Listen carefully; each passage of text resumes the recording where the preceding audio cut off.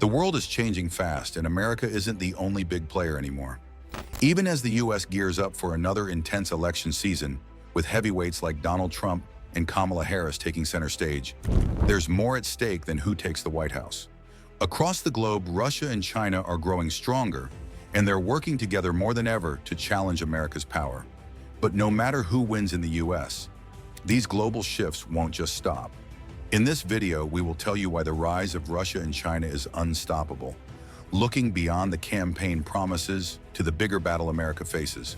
Make sure you subscribe to our channel and press the bell icon to get regular updates. Let's get started. U.S. electoral shifts.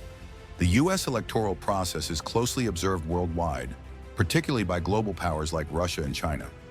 Leaders in Moscow and Beijing understand that every 4 years, the U.S. undergoes a potential leadership change, which can bring unpredictable shifts in foreign policy.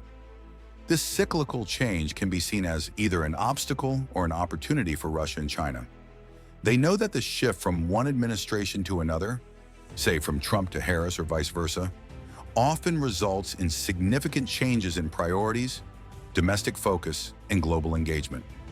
Russia and China view the U.S. as being periodically weakened by its political system, one that allows regular shifts in leadership that, in turn, disrupt continuity in policy.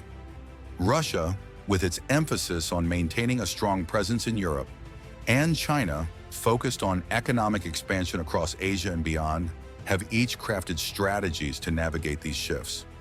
They recognize that a U.S. electoral change can bring temporary diplomatic strain or relief, but both nations' leaders prioritize their long-term objectives, knowing that the U.S. is often consumed by its internal politics. If Harris were to take office, China may anticipate an increased focus on human rights and global cooperation, potentially creating friction points. Conversely, a Trump administration might shift focus to domestic priorities, creating space for Russia to strengthen ties in Europe. Regardless of who sits in the White House, both Russia and China pursue objectives largely immune to these short-term shifts, focusing instead on creating a stable foundation for their respective influences. Russia's approach. For Russia, exploiting U.S. internal divisions is a key tactic. Russian leaders understand that a divided America is less capable of projecting power abroad, leaving spaces open for Russia to expand its influence, particularly in Europe and the Middle East. Russia's tactics include misinformation campaigns and propaganda efforts designed not only to influence American voters, but to deepen the fault lines within American society.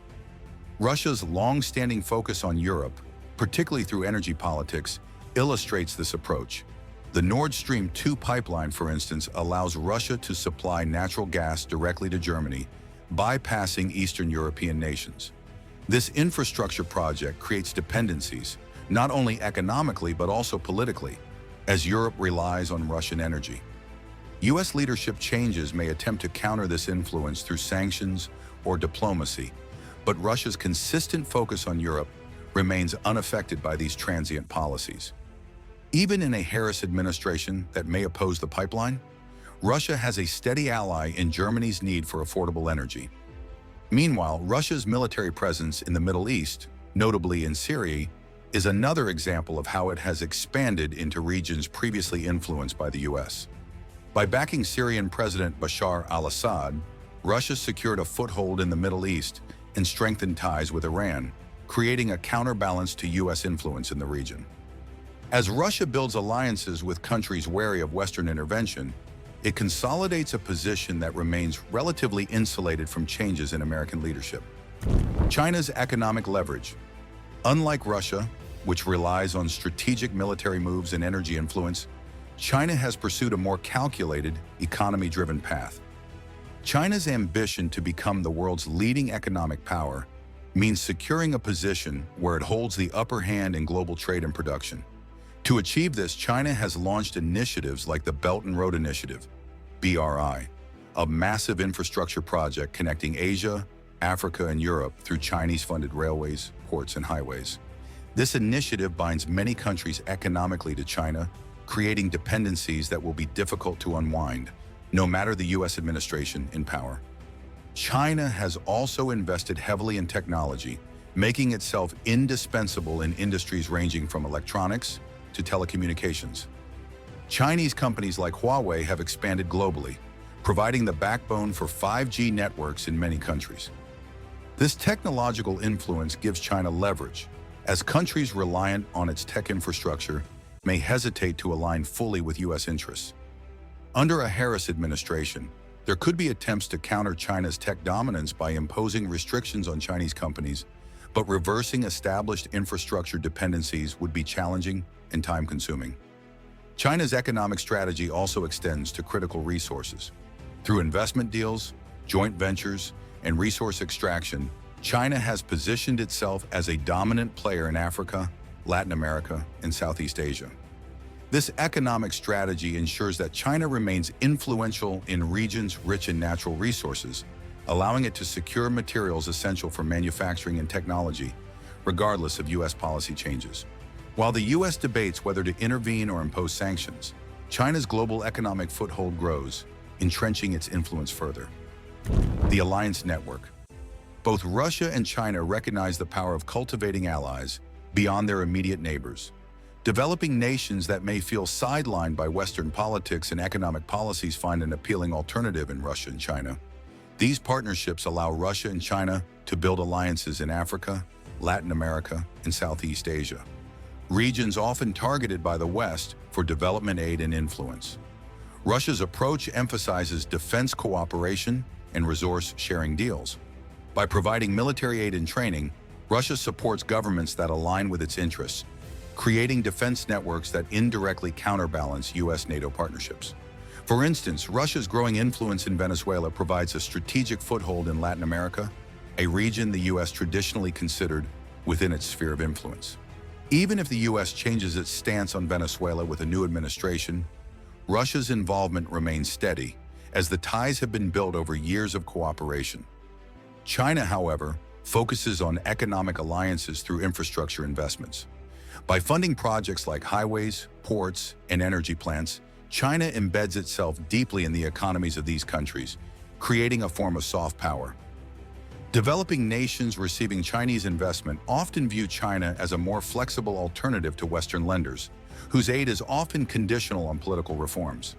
This flexibility is attractive to many governments, allowing China to continue expanding its influence. Whether a Trump or Harris administration offers competing aid, these countries may hesitate to switch allegiances due to the strong financial and infrastructural commitments already in place. Military preparedness.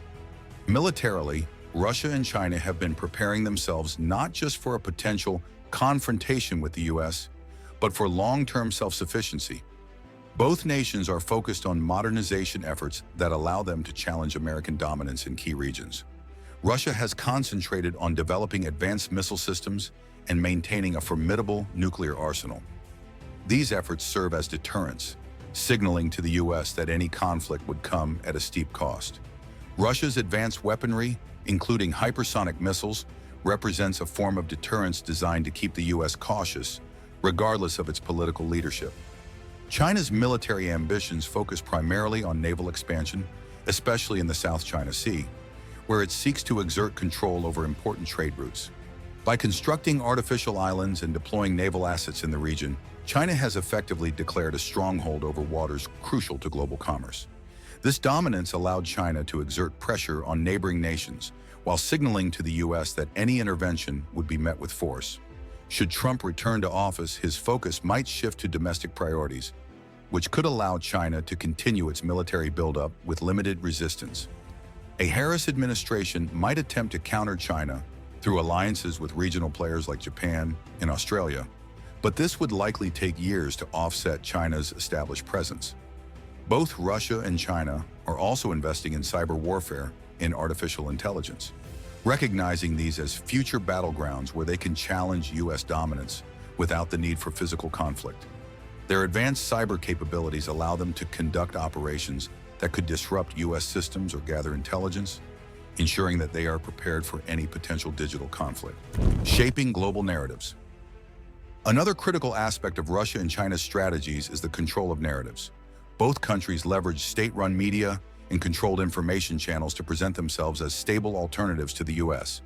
which they portray as divided, weakened by internal conflict, and unpredictable. Russian and Chinese media highlight issues of racial inequality, political unrest, and economic disparity within the U.S., creating an image of America as a nation in decline. This narrative appeals to many developing countries that may feel disillusioned with the Western model of governance. Russia's narrative centers around the idea of traditional values and sovereignty, presenting itself as a defender against Western influence. By promoting these ideals, Russia seeks to build solidarity with nations that view Western policies on democracy and human rights with suspicion. Even if a U.S. administration, like one led by Harris, emphasizes democratic values, Russia's appeal as an alternative to American interventionism will continue to resonate.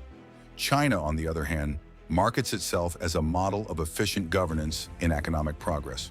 Through state-run media, China promotes its economic achievements and social stability, appealing to nations that may prioritize economic growth over political freedoms.